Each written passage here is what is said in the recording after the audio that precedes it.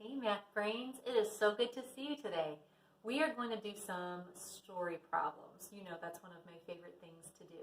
So if you're going to work along with me, you'll need something to draw with or write with and something to write on. So you can pause this, go get a piece of paper and a crayon or a pencil or a marker and meet me back here. Sound good? Okay. Well, the first story today, we have to decide as we listen to a story if we are putting some quantities together, which is adding, or if we're taking some away, which we call subtracting, right? Are we going to add and get some more, or subtract and get less, take some away? Well, let's listen to the story and see if you can figure it out. Today what we're going to do is use drawing a picture as a way to help you solve a story problem. Now, sometimes when we draw, we get a little frustrated because we want our drawings to look just a certain way. But when you're doing math and you're using a drawing to help you with your math, it can be as simple as drawing. It can just be a circle. Even if the story problem is about a monster, you could just draw a circle for every monster. You don't have to draw something real fancy because that would take a lot of time. So we're going to keep our drawings simple. Sound good? And we're going to draw together. So here's our first problem. I love cherries. My daughter Avery also loves cherries. I had 4 cherries on my plate at lunch. So I'm going to draw 4 cherries. You can draw 4 on yours, on your piece of paper. I'm just using circles. If you want to get a little fancy, you could draw the stem. Okay, so I have 4. Okay, I'm going to circle those 4. This is what I start with. I have 4 cherries. Now, Avery's very kind and she knows I love cherries, so she gave me 2 more cherries. So am I going to draw some more cherries or cross out some cherries and take them away? I had 4. Avery gave me 2 more. What will I do? You're right, I'm going to draw 2 more. These are the 2 Avery gave me because she's so nice. So I have 4, and then I have 2 more. 4 and 2 more. How many is that altogether? If you remember, we had 4. We can just count on 2 more. We have 4, 5, 6. Or you may need to go back and count all of them. 1, 2, 3, 4, 5, 6. 4 and 2 make 6. 4 and 2 make 6. Put them together, what have you got? 4 and 2 make 6.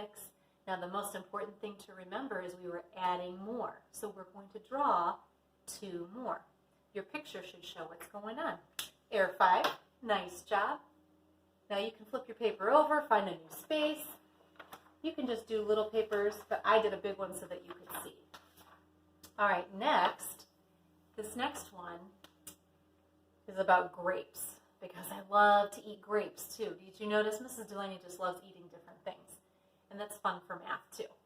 Okay, so I had 6 grapes. You ready? 6 grapes. What shape should I use? Probably just a circle, right? Keep it simple.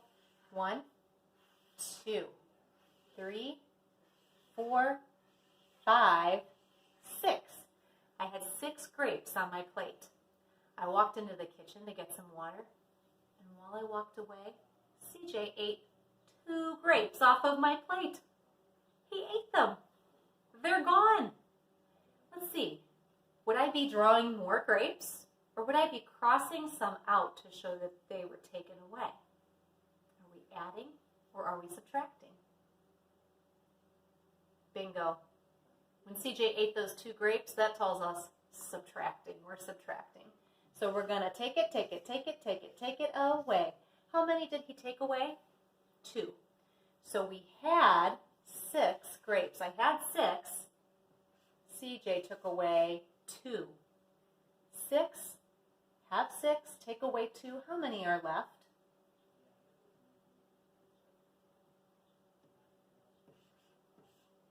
6, take away 2 gives us only 4. 4 grapes. When we subtract, that number gets smaller. We have fewer things than we started with. That's CJ. He's so kind. This is just a goofy story. All right, this is where it gets to be my favorite part of story problems. Chocolate. Are you ready?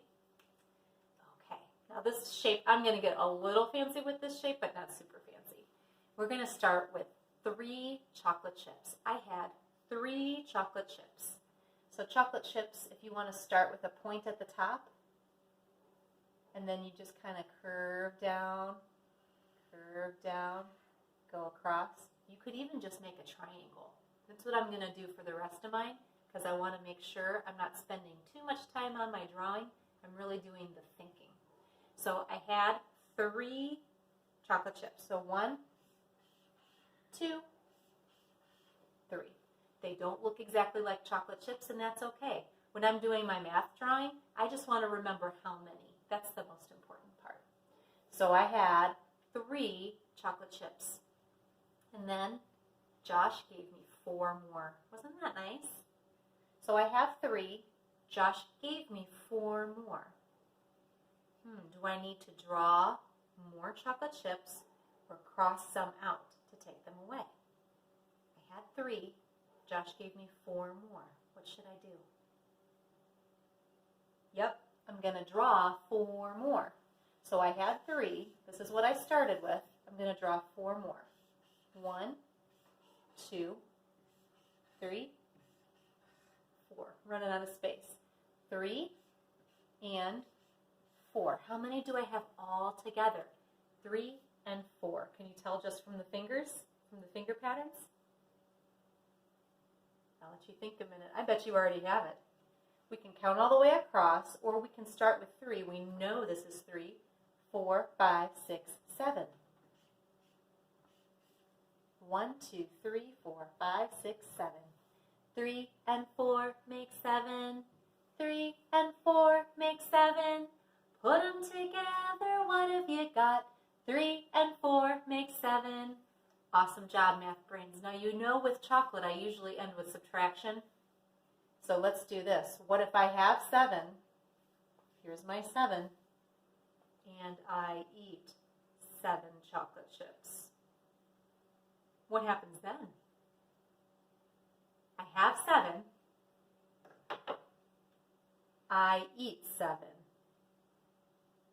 I'm going to take it away. Show me how. We put an X through each one. I ate 1, 2, 3, 4, 5, 6, 7. I have 7. I take away 7. And I have how many chocolate chips left? 0. Nice job. My belly's full, but my plate is empty. 7 take away 7 equals 0. Or 7 minus 7 equals 0. Thanks for doing some really fun math with me today. Remember, drawing a picture is a great way to solve a story problem. Think about, are you adding more and drawing some extra, or are you taking them away and crossing them out? All right, kiss your brains. Awesome job. Have a great day. Bye.